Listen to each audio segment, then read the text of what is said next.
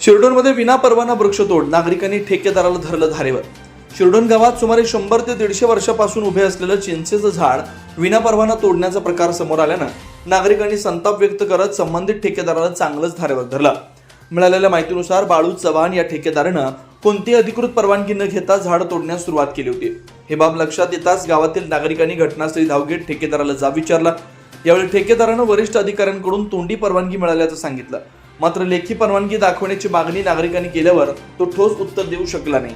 या घटनेवेळी आंदोलन सम्राट विश्वास बालीघाटे, पोलीस पाटील अनुराधा जाधव, उपसरपंच शिवानंद कोरबू, ग्रामपंचायत सदस्य रवी कांबळे, शाहीर बांदार, सचिन मालगावे, बाबासो मालगावे, सचिन यादव यांच्यासह ग्रामस्थ मोठ्या संख्येने उपस्थित होते। नागरिकांनी संबंधित प्रशासनानं या प्रकरणाची तातडीने चौकशी करून दोषींवर कारवाई करावी अशी मागणी केली। गावातील जुन्या व पर्यावरण दृष्ट्या महत्त्वाच्या वृक्षांचं संवर्धन करण्यासाठी ठोस उपाययोजना कराव्यात अशीही मागणी यावेळी करण्यात आली। शिवार न्यूजसाठी प्रतिनिधी हैदर अली मुजावर, शिरडोन। आता हे जे झाड जे ज्या ठेकेदारांनी सांगितले की पीडब्ल्यूडी अधिकाऱ्यांनी आम्हाला परवानगी दिलं आहे, त्यांना विचारलं, पीडब्ल्यूडी साहेबांनी विचारलं, कारण त्यांनी परवानगी दिलं नाही आणि 125 वर्ष झाड आहे, त्यांनी फक्त त्यांनी म्हणतात की कॅम्पमार्ज आहे, परंतु अखंड झाड तोडवले त्यांनी आणि माळावरती 2 पिपळाची आणि रेंटरेंची तोडल्यात।